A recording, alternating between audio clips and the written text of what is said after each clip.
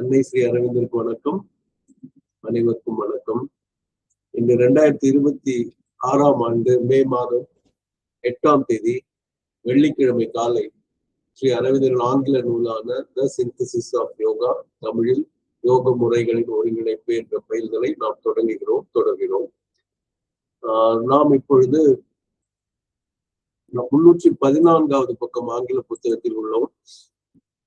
The Purified Understanding என்ற தலைப்பு. இப்பொழுது நான் அது ஸ்கிரீன்ல எடுக்கிறேன். இந்த பேர ஆரம்பிச்சோம், 2 சென்டென்ஸ் படிச்சுட்டோம். பட் நம்ம வந்து மீள் பார்வைக்காக கொஞ்சம் பார்த்துட்டு அடுத்த சென்டென்ஸ் போகலாம். Equally must the sense mind be still and taught to leave the function of thought to the mind that gets and understands. அப்போ வந்து நம்ம சென்ஸ் மைண்டோட இம்பியூரிஃபிகேஷன் பத்தி தான் பார்த்தோம். முதல் பேரால ஃபர்ஸ்ட் காஸ் வந்து டிசைர்னு பார்த்தோம். முதல் காரணம் ஆசை, 2வது காரணம் இந்த புலன் மனம். அதை வந்து அமைதிப்படுத்த வேண்டும், சலனம் இல்லாம இருக்க வேண்டும். சும்மா எண்ணிக்கொண்டே இருந்து முடிவு கொண்டும் புரிந்து கொள்ளும் அந்த மனதையும் நாம் கொஞ்சம் ஒத்துவிட வேண்டும் அப்படின்னு சொல்றாங்க. When the understanding inner stands back from the action of the sense mind and repels its intromissions, the latter detaches itself from the understanding and can be watched in its separate action. அப்போ வந்து நமக்குள்ள இருக்க புரிதல் என்ன பண்ணணும்னா, இந்த புலன் மனத்திலிருந்து பின்வாங்கி பின் நின்று அதுல இந்த மாதிரி கலக்கிற குழப்பறது அதுல இருந்தெல்லாம் பின்வாங்க வேண்டும். அப்ப சென்ஸ் மைண்ட் அதுல இருந்து வந்துட்டுனா இந்த லேட்டர் அப்படின்னு சொன்னா ஒரு நிமிஷம்.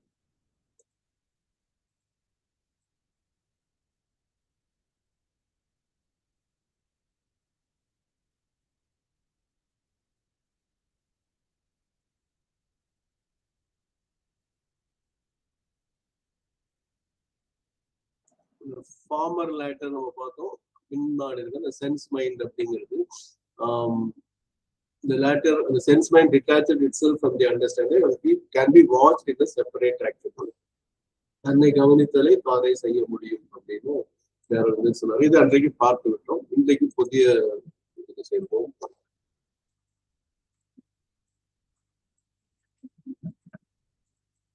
இப்ப இது சொல்றதெல்லாம் நல்லா கவனிங்க. ஏன்னா இதுதான் நம்ம புரிதல் மேம்படுவதற்கு அருமையான வழிகளை ஸ்ரீ அரவிந்தர் அள்ளித்தருகிறார் தான் சொல்ல முடியும். It then reveals itself as a constantly swirling and eddying undercurrent of habitual concepts, associations, perceptions, desires, without any real sequence, order, or principle of light.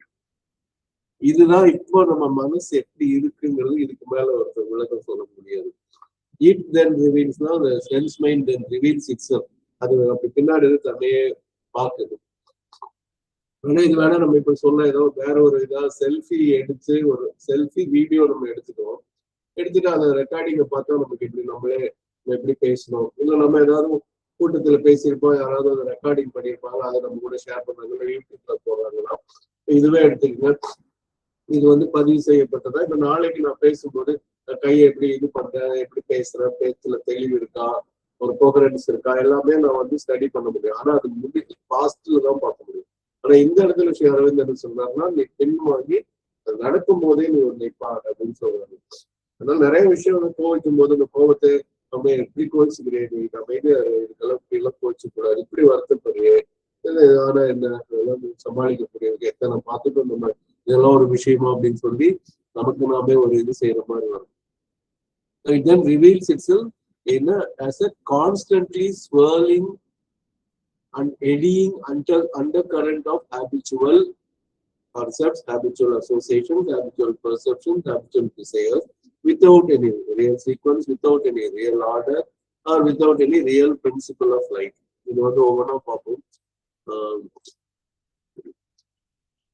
Swirl அப்படின்னு சொன்னா இந்த WIRL ஸ்வர்ல் அப்படின்னா டு மூவ் வித்அவுட் ட்விஸ்டிங், இதுனாலும் to be dizzy or disoriented, அதாவது ஒரு தெளிவற்ற ஒரு தடுமாற்றத்தில் இருக்கிற பேர் தான் இது ஸ்வர்லிங் ஆகும். இப்போ ஒரு குழப்பம், இந்த ஆறு ஓடையெல்லாம் வரும்போது அப்படி சுத்தி சுழட்டி அடிக்கும் போது சேரு மண்ணு அழுக்கு எல்லாம் வேணும். மூணாவதுல இருக்கிறது பார்த்தீங்கன்னா to be arranged spiral whorl. அதுல 2வது to be dizzy or disoriented. அப்போ அந்த குடிச்சா எப்படி மது அருந்ததால எப்படி தெளிவில்லாமல் இருப்பாங்களோ நம்ம மனமும் அப்படிதான் எப்பவுமே இருக்குங்கிற மாதிரி சொல்றாரு. இது ஒரு பக்கம். அடுத்தது எடிங்கிற ஒரு வார்த்தை இருக்கு. எடிங்கிறது பாத்தீங்கன்னா நம்ம டூல இருக்குது. பொதுவா அது கரண்ட் தான். அதுவும் 6 வாட்டர். அது என்னன்னா எதிர்த்து போகும். அதாவது 6 வந்து கிழக்குல இருந்து மேற்கு போகுதுன்னா இது மேற்குல இருந்து கிழக்கு பக்கம் திரும்புவது. அந்த இடத்துல அது திரும்ப ஒரு சர்க்குலர் மோஷன் மாதிரி அடிக்கிறது. ஏன் அடிக்குதுன்னு தெரியாது. அப்போ பொதுவான பாதையிலிருந்து விலகி செல்லுதுன்னு அர்த்தம். இதுதான் நம்ம டூ கொடுத்துங்க. drift or a tendency that is counter to or separate from the main current as of opinion, tradition or history. இப்போ அது வந்து இது வந்து சரி தவறுங்கிற பாயிண்ட்ல மரபு இல்ல ஒரு முறைப்படி போய் கொண்டிருக்கிறோம். அதுல இருந்து விலகி போனது. இப்ப நீங்க 70கள் எல்லாம் நீங்க எல்லாரும் பார்த்துட்டு ஒரு லாங் ஹேர் வச்சுட்டு தாடியெல்லாம் வச்சுட்டு குளிக்காம ஒரு கலரா சட்டையெல்லாம் போட்டு அமெரிக்கால இருந்து ஒரு நாகரிகம் வந்துச்சு. ஹிப்பி நாகரிகம். யாரும் கேள்வி கேட்க கூடாது. அதெல்லாம் தான் இதுக்கு எடின்னு சொல்லலாம். எடுத்துக்காட்டா சொல்லி. அடுத்தது வந்து அப்போ இங்க பாத்தீங்கன்னா it then reveals itself as a constantly swirling eddy undercurrent. இப்ப கரண்ட்னு வரும்போது ஒரு ஓடையில் ஒரு நீரோட்டம் போல அதுல இருந்து எதிர்த்து செல்றதான் ஸ்வர்லிங் அண்ட் எடிங். அதை தான் இப்ப பார்த்தோம். அப்ப அந்த அண்டர் கரண்ட் என்னென்ன இருக்கு அப்படின்னா அந்த சென்ஸ் மைண்டுக்குள்ள ஹேபிச்சுவல் கான்செப்ட்ஸ், அந்த கருத்துகள் வந்து ஒரு பழக்கமான இப்படிதான் நினைப்போம் அப்படின்னு. இந்த ஊர் மக்கள் எப்படி நினைக்கிறாங்க. இப்போ சின்ன சின்ன உதாரணங்கள் கொடுக்குற பெரிய எடுத்துக்காட்டுகள். இப்போ வந்து யாராவது பதில் சொல்றாங்க. இப்ப நான் கேட்ட கேள்விக்கு நம்ம ஊர்ல யாராவது கால் மேல கால் போட்டா என்ன மாதிரி சொல்லுவாங்க அவங்க பத்தி. நாற்காலியில் உட்கார்ந்துருக்காங்க, காலில் புதுசா வந்திருக்காங்க, முன்ன பார்த்து ஆணா இருந்தாலும் சரி பெண்ணா இருந்தாலும் சரி கால் மேல கால் போட்டுட்டு இருக்காங்க. நம்ம ஊர்ல பொதுவா அதுக்கு என்ன குணம், அவருடைய குணம் எப்படின்னு நம்ம சொல்லுவோம் பொதுவா. யாராவது பதில் சொல்லலாம், வேகமா சொல்லுங்க. கேக்குதா நான் பேசுறது? கை உயர்த்தி பதில் சொல்லலாம்.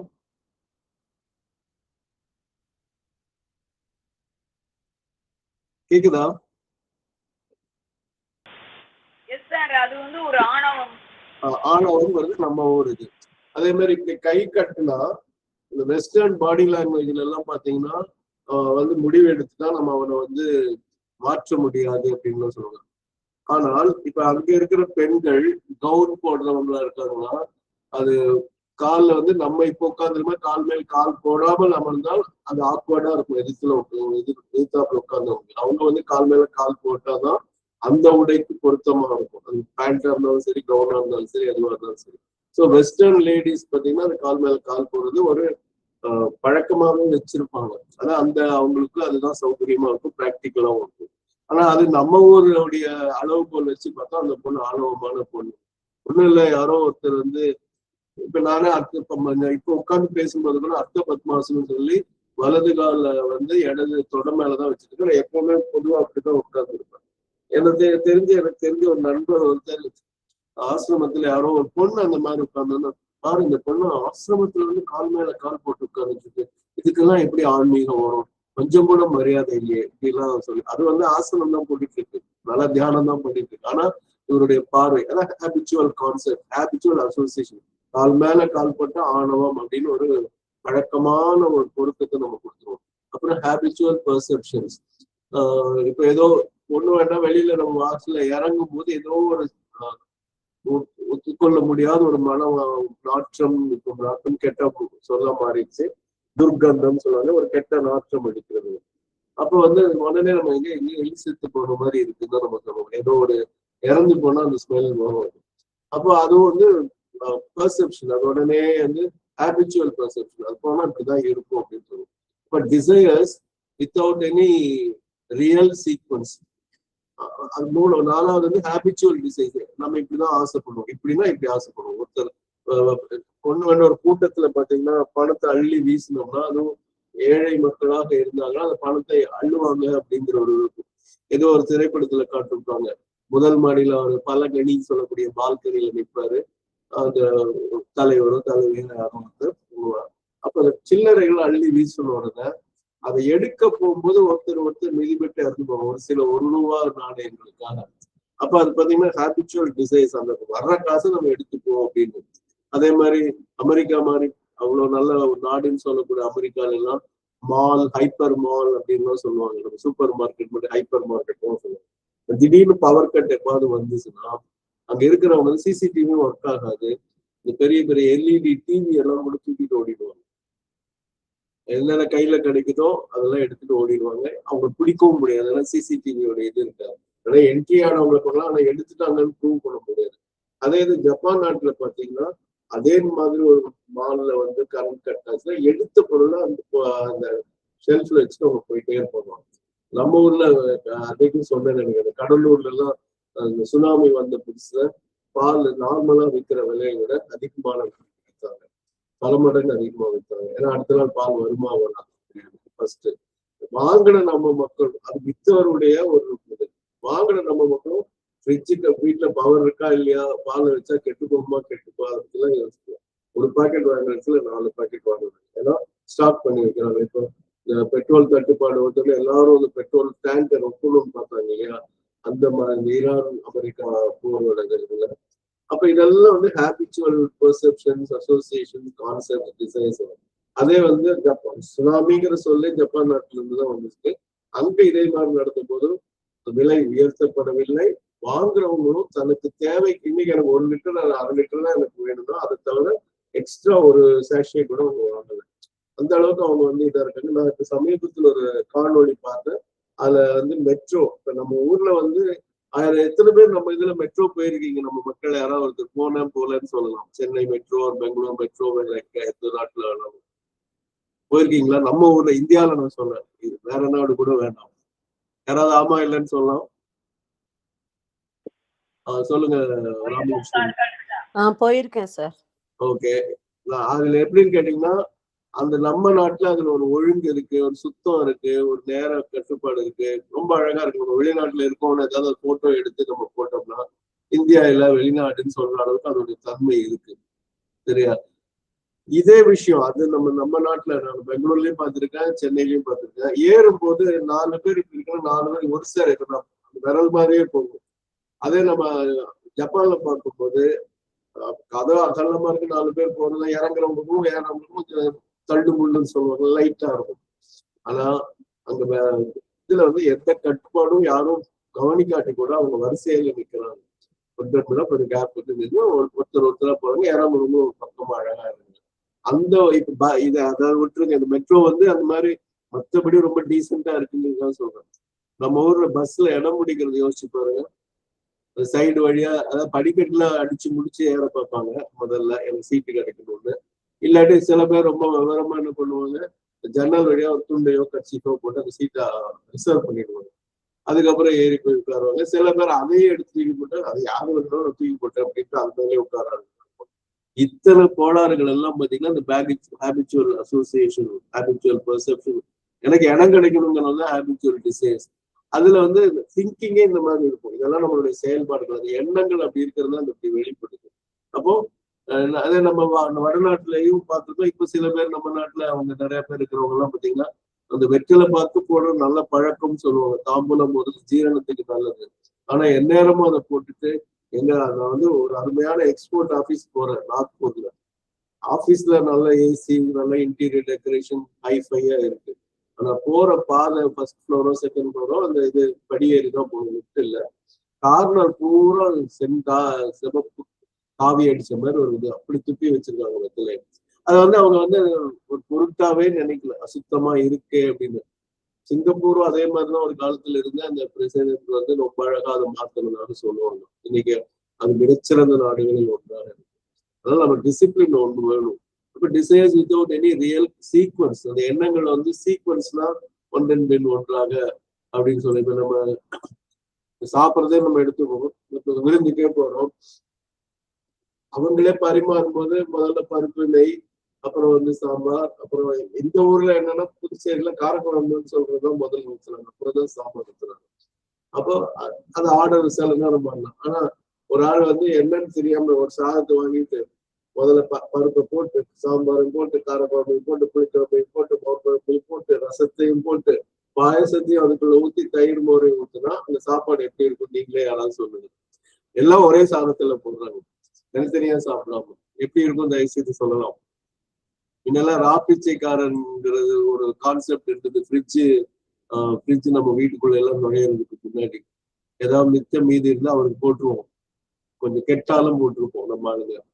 இப்ப என்ன ஆகும்னு சொல்லுங்க. அது அந்த கான்செப்டே பிச்சைங்கிறதே இல்லாம போச்சு.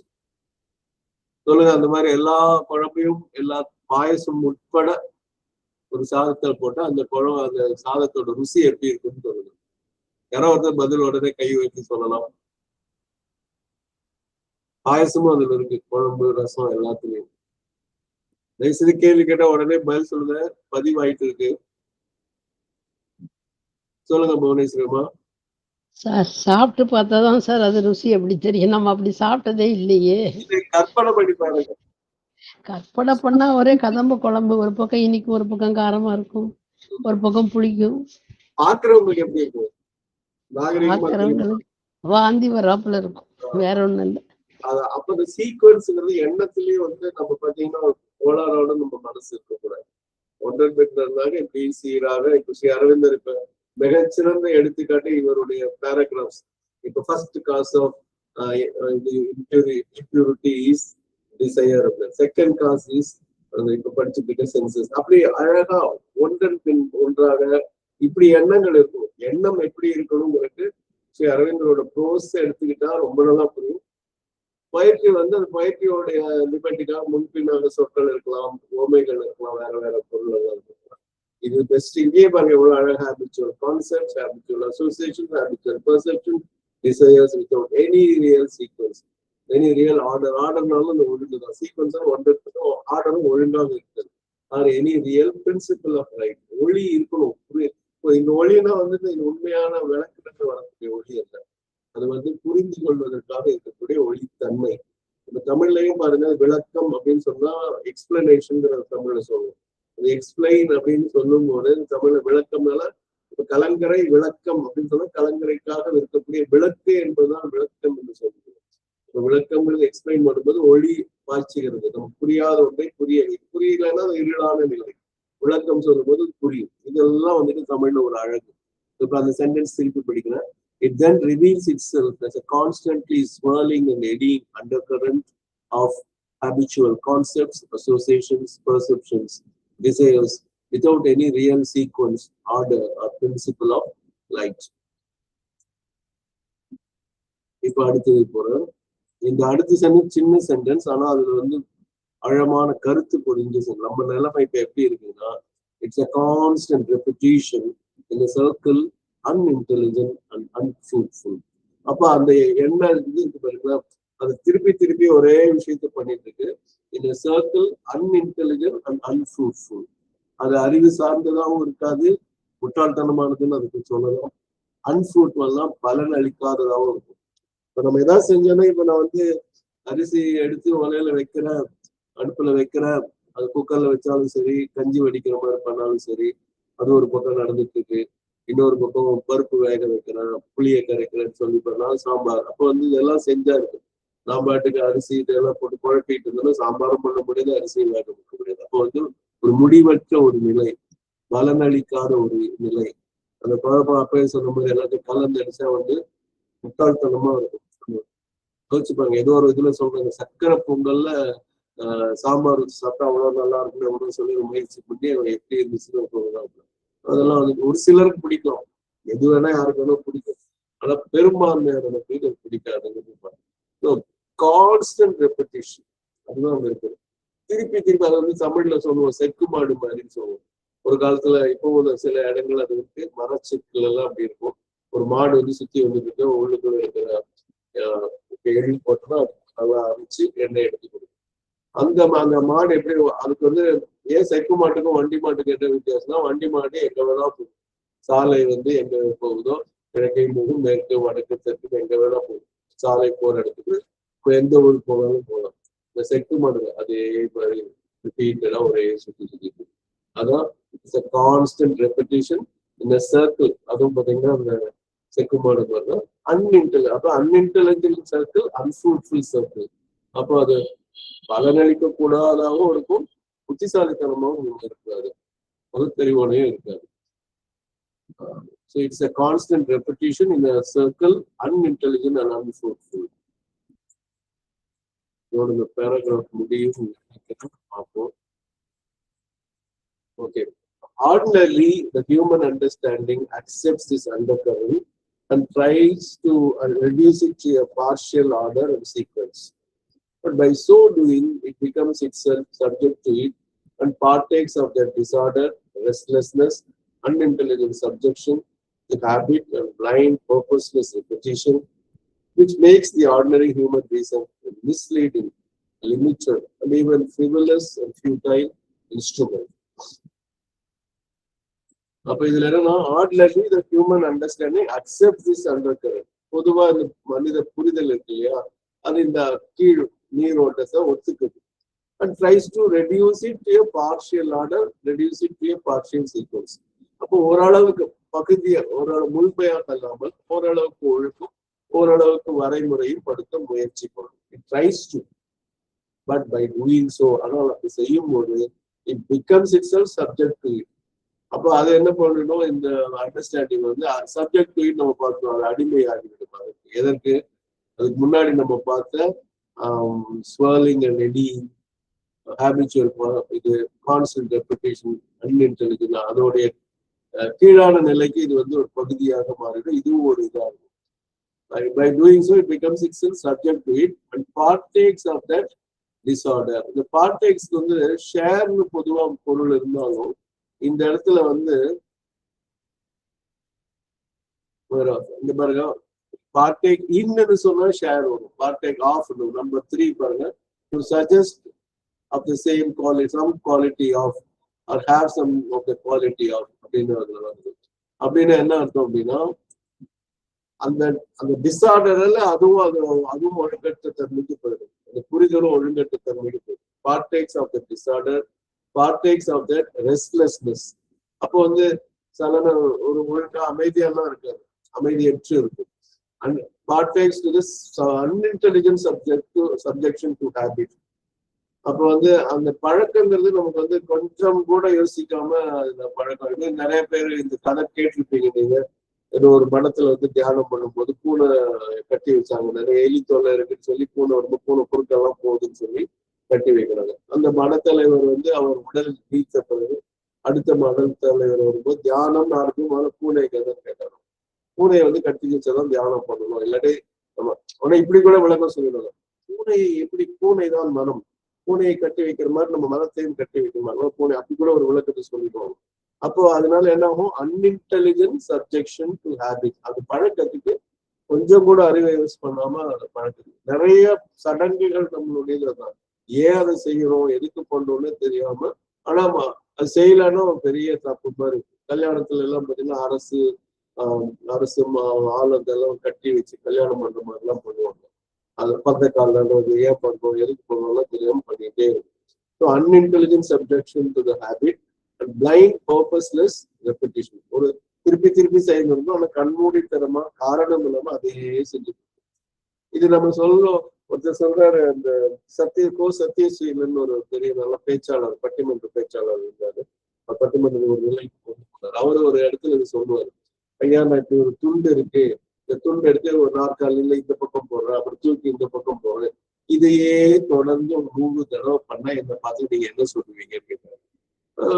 ஏதோ ஆயிடுச்சுன்னு சொல்லுவாங்க.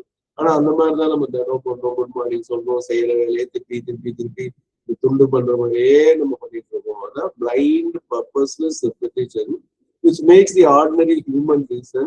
இப்போ இது வருது, மனிதனுடைய காரண அறிவு வருது. ரொம்ப முக்கியமான மதர் சொல்றாங்க, ஆன்மீகமாக நீ போறதுக்கு முன்னாடி reason must be the master of house அப்படின்னு சொல்றாங்க. கண்டிப்பா காரணம் தேவை.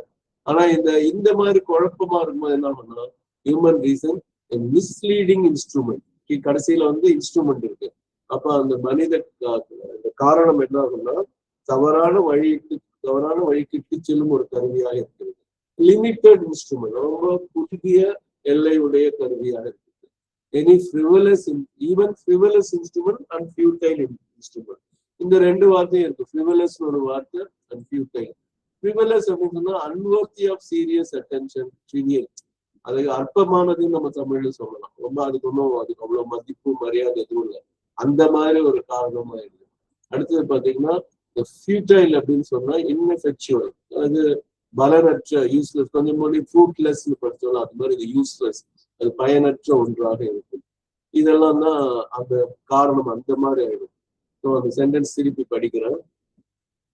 Ordinarily, the human understanding accepts this undercurrent and tries to reduce it to a partial order and sequence, but by so doing, it becomes itself subject to it and partakes of the disorder, restlessness, unintelligent subjection to habit and blind, purposeless repetition, which makes the ordinary human reason misleading, limited, and even frivolous futile instrument.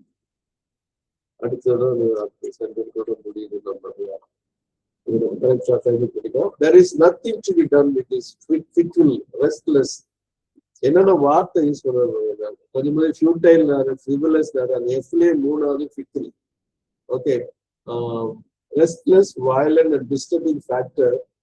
But to get rid of it, whether by detaching it and then reducing it to stillness, or by giving a concentration and singleness to the thought, by which it will of itself reject this alien and confusing element. இது சொல்றதுக்கு முன்னாடி கொஞ்சம் முன்னாடி நம்ம it is subject to இதுன்னு படிச்சோம் இல்லையா? This is without it is a constant number that human will accept and return to reduce கொஞ்சம் ஏதோ partial order and try a partial order and saying, but by doing so, by so doing, it becomes itself subject to it. பார்த்தோம்ல, இது எடுத்துக்காட்டா சொல்லணும்னா நம்ம வந்து இந்த குழந்தைகள்லாம் கூட்டாஞ்சோறுதெல்லாம் வைக்க முயற்சி பண்ணுவோம். குழந்தைகள் வந்து ஏதாவது சமையல் பண்ண முயற்சி பண்ணா என்னென்ன மாதிரி எல்லாம் இருக்கும்னு யோசிப்பாங்க. சமைக்கணும்னு சொல்லி கொடுத்து யாரும் கூட இல்லாம பண்ணா அவங்க எந்தெந்த கோளாறு தீச்சு கொடுத்துக்குவாங்க, ஒண்ணு தீய வச்சுடுவாங்க, இல்லாட்டி வேகாம எடுப்பாங்க, இத்தனை விஷயம் இருக்கும். அது மாதிரி நம்மளும் ஆயிடுவோம். அங்க குழந்தை ஸ்தலம்னா நீங்க எடுத்துட்டீங்கன்னா நம்ம மனசும் அப்படிதான் இருக்கு. இப்ப நம்ம படிக்கிற விஷயம் பார்த்தீங்கன்னா, அப்போ there is nothing to be done with this fickle factor, restless factor, violent factor and disturbing factor. அப்போ ஃபிக்கிள்னா என்னன்னு பார்ப்போம். எஃப்ல எத்தனை வார்த்தை போட்டுருக்காரு. Characterized by erratic changeableness or instability, especially with regard to affections or attachments, capricious. Caprice அப்படின்னு சொன்னாலும் இஷ்டம் போல, நேற்று நீ வர நம்ம பண்ணலாம்னு சொன்னியப்பா, இப்ப மாத்தி, ஆமா இப்ப அது நேற்று, இது இன்னைக்கு, அது காலையில, இது இப்போ, அப்படி நேரத்துக்கு ஒரு நேரம் பேசுறது. எப்ப பாரு அவனை நம்ப முடியாது, அவன் சொன்னானேன்னு சொல்லிட்டு அதை நம்பியெல்லாம் நம்ம செய்ய முடியாது. அது ஏமாத்துற மாதிரி. ஃபிக்கிள்னா அது எராட்டிக் சேஞ்சஸ், அப்படி எப்ப மாறும் என்ன பண்ணுவோம், instability, related, especially with regard to affections or attachment. இந்த பாசத்துல அப்படி கொஞ்சம் கொலாவரமா இருக்கும், அடுத்த அடிக்கிற கைதான் அணைக்குங்கிற மாதிரி அணைக்கவும் செய்வோம், அடிக்கவும் செய்வோம். எப்ப அடிப்பா, சில நீங்க ஒரு திரைப்படத்துல ஒரு காட்சி பார்த்துருப்பீங்க, காலையில பார்த்தா அம்மா அப்பாவுக்கு அப்படி கற்பூரமே காட்டுவாங்க, அவங்களோட ரொம்ப உண்மையோட இருக்க மாதிரி தோணும் நமக்கு. அவங்க கும்புறேன் அதெல்லாம் அப்படிங்கிற மாதிரி இருக்கும். ஆனா சாயந்தரம் குடிச்சிட்டு வந்து அதே அப்பா அம்மா அடிக்கிற மாதிரி காட்டுவாங்க, குடி வந்து அவங்க மாத்துற மாதிரி காட்டுவாங்க. அப்போ வந்து instability, especially with regard to affections or attachments, capricious. எவ்வளவு அழகான வார்த்தைகள் பாருங்க. இதெல்லாம் வந்து நம்ம எங்கேயுமே படிக்க முடியாது. So there is nothing to be done with this faecal factor. அப்போ வந்து மாறிக்கொண்டு இருக்கும் ரெஸ்ட்லெஸ் ஃபேக்டர், நிலையற்ற சலனம் இல்லாம இருக்காது, சலனத்தோடு இருக்கக்கூடியது. வயலண்ட் ஃபேக்டர், ரொம்ப கொஞ்சம் சொல்லுவோம், கொஞ்சம் முன்னாடி சொல்லுவோம், குடிச்சிட்டு அடிக்கிறதுங்கிறதும் சரி, இந்த இடத்துல அந்த மனசு வந்து ரொம்ப வன்முறையாகவும் இருக்குது. டிஸ்டர்பிங் ஃபேக்டர், ரொம்ப தொல்லை தரக்கூடிய, தொந்தரவு தரக்கூடிய ஒரு கூறு. அப்ப யாராவது தெளிவா there is nothing to be done with this fickle, restless, violent and disturbing factor. அப்ப என்ன பண்ணலாங்கிறது ஒரு சொல்ல, but to get it off it, whether by detaching it. இங்கதான் அவர் வந்து நமக்கு ஒரு தீர்வு கொடுக்குறாரு. அப்ப நம்ம அதை முதலே வந்துட்டு அது பின் வாங்கிக்கோங்க அப்படின்னு சொல்றாரு. பேக்கிங் அப் அப்படிங்கிற வார்த்தை தான் இந்த பேராகிராஃபே ஆகுது. Equally the sense mind be still and taught to leave the function of thought to the mind when the understanding stands back from the action. அதுதான் டிட்டாச் பண்றது. அந்த செயல் இருந்து பின்வாங்குதுங்கிற வார்த்தையை முன்னாடியே போட்டாரு. அது இன்னும் அழுத்தம் திருத்தம் இங்க என்ன சொல்றாரு, வெதர் பை டிட்டாச்சிங் இட், அப்ப அதுல இருந்து டிட்டாச் ஆகிடும் sense mind, and then reducing it to stillness. அங்கேயும் அதே ஸ்டில்னஸ் தான் நம்ம பார்த்தோம். இப்ப இந்த இடத்துல என்ன பார்த்தோம், when the understanding stands back and action, sense mind and repulse interview, but still equally must the sense mind must be still and thought to lead the function of thought. அப்ப எண்ணாமல் இல்லாம அடக்கி ஒடுக்கி அமைதியா இருக்கும். ஸோ அதேதான் இங்க வந்து stillness, but detaching it, then reducing it to stillness. இன்னொரு ஆர் வெதர்ன்னு போட்டு இந்த இது ஒன்று அதாவது பற்றில்லாமல் விலகி நின்று அமைதிப்படுத்துதல், or by giving a concentration and singleness to the thought. அப்போ வந்து ஒரு மன ஒருமைப்பாட்டையும் ஒரு ஃபோக்கஸ் ஒருமைத்தன்மை, சிங்கிள்னஸ், இதை மட்டும் இப்போ வந்து வேற எதுவும் பண்ணாங்க, மல்டி டாஸ்கிங் எல்லாம் வாங்க, சிங்கிள்னஸ் டு த தாட், இதை மட்டும் பத்தி சிந்தி. பை விச் இப்ப நம்ம எல்லாரும் என்ன பண்ணோம்னா, மிகச்சிறந்த எடுத்துக்காட்டு நீங்க ஏதாவது ஒரு ஷார்ட்ஸோ ஏதோ யூடியூப்ல எதையோ பார்க்க ரீல்ஸோ பார்க்க ஆரம்பிச்சா அப்படியே போயிட்டு இருக்கு. அதான் ஒரே விஷயம் தான். நம்ம ஏதோ ஒரு விலங்குகள் பற்றி பார்க்கறது, விலங்குகள் பற்றிய காணொலியே வந்துட்டு இருக்கும். ஆனா நம்ம பார்த்தா அது வந்து விலகி போயிட்டே இருக்கும், அந்த கான்சென்ட்ரேஷன் இருக்காது. முன்ன ஒரு பாதாள பைரவி ஒரு திரைப்படம் வந்துச்சு. அதுல என்ன இதாகும்னா, ஒரு பூதம் ஒண்ணு கிடைச்சிடும். அந்த பூதம் வந்து அடிமை பூதமா இருக்கும், எது சொன்னாலும் கேட்கும். ஆனால் வேலை கொடுக்கலன்னா அந்த முதலாளியே சாப்பிடும். அவ்வளவு நல்ல பூதம். அதனால இவங்க என்னென்னமோ வேலை சொன்னாலும், இப்ப 10 காணி நிலத்தை இது பண்ணிட்டு வா, இத்தனை கொள்ளை இது போட்டு அறுவடை பண்ணிட்டோம்னா சீக்கிரம் முடிச்சுட்டு வந்து நிற்கும். ஆனா வேலை கொடுத்துட்டே இருக்க முடியும். ஆனா அது முடியல. அப்ப என்ன சொல்றாங்க, ஒரு சுருளாம் எடுத்து அவர் கொடுத்து இதை நேராக்குன்னு சொல்லுவோம். உடனே அது அப்படியே நேராக்கும், செப்பு சொல்லணும், நேராக்கும் சொல்லணும். அதனால அதுலயே இருக்கும். அப்புறம் ஏதாவது வேலை தேவையாருன்னா அந்த அது கொஞ்சம் நிறுத்தின்னு சொல்லி அந்த வேலையை கொடுப்போம். அந்த வேலையை முடிச்சுட்டு திருப்பி கொடுத்துருவோம். அந்த சிங்கிள்னஸ், அதுதான் அங்க இருக்கக்கூடிய கிவிங் சிங்கிள்னஸ் அண்ட் கான்சென்ட்ரேஷன். அப்ப அதுலயே கான்சென்ட்ரேட் பண்ணுது. அந்த மாதிரிதான் நம்ம மூளையை அப்படியே நினைச்சுட்டே இருக்கணும். நம்மள டிப்ரெஷன்ல கொண்டு அந்த பூதம் திங்கிற மாதிரி நம்ம டிப்ரெஷன்ல தூக்கமன்மை என்னமோ பிரச்சனை இருக்கு. ஸோ இதுல வந்து singleness to the thought by which it will off itself reject. Singleness கொடுத்துக்கணும் டு தி தாட். இதனால அதாவது முதல்ல சொன்ன டிட்டாச்சிங் ஸ்டில்னஸ், இந்த கான்சென்ட்ரேஷன் சிங்கிள்னஸ், இந்த நாளில் எது செய்தாலும் by which it will be of itself rejects this alien element and confusing element. ஒரு வார்த்தை போடுறது பாருங்க, இந்த மைண்ட் சென்ஸ் மைண்ட் எல்லாமே வந்து ஏலியன் எலிமெண்ட் போட்டாரு. அது நமக்கு புரியதல்ல, நம்ம வந்து தெளிவானவர்கள், அதனால இது குழப்பக்கூடிய படம் பண்ணிடுச்சு. அதை வந்து இது புறந்தள்ளிடும். Reject this alien by which it will off itself reject this alien element and confusing element. குழப்பமான இந்த ஒரு கூரை அது புறம் தள்ளிவிடும். இது நம்ம செய்யணுங்கிறதா அங்க இருக்கக்கூடிய விஷயம். அது பண்ணோம்னா நம்ம மனசுல ஒரு தெளிவு இருக்கும், ஒரு அமைதி இருக்கும். இப்ப மதரே சொல்றாங்க, சைக்கிக் பீயிங் இருக்கணும். நம்ம இறைவன் சொல்வதை கேட்க வேண்டும் என்றால் இந்த வைட்டல் பிசிக்கல் மைண்ட்ல இருக்கிறது எல்லாத்தையும் அடக்கிட்டு இருந்தோம்னா, ரொம்ப அமைதியா இருந்தாலும், அதே அது வந்து கத்தி எல்லாம் சொல்லுவாங்க சைக்கிக் பீயிங். இப்போ மென்மையாக சொல்லும், உண்மையாக சொல்லும். அதை கேட்கணும், நம்ம அமைதியா இருந்தாலும். So there is nothing to be done with this fickle, restless, fickle and காட்டுன்னு நினைக்கிறேன். ஆமா, fickle காட்டினா அதாவது மனம் மாறிக்கொண்டே இருக்கக்கூடியது. Restless, violent and disturbing factor. But to get rid of it, whether by detaching it and then reducing it to stillness or by giving a concentration and singleness to the thought by which it will of itself reject this alien and confusing element. So இதோட நிறைவு செய்வோம். திங்கட்கிழமை காலை, செவ்வாய்க்கிழமை காலை சந்திப்போம். அன்னை ஸ்ரீ அரவிந்தருக்கு நன்றி, வணக்கம். அனைவருக்கும் நன்றி, வணக்கம்.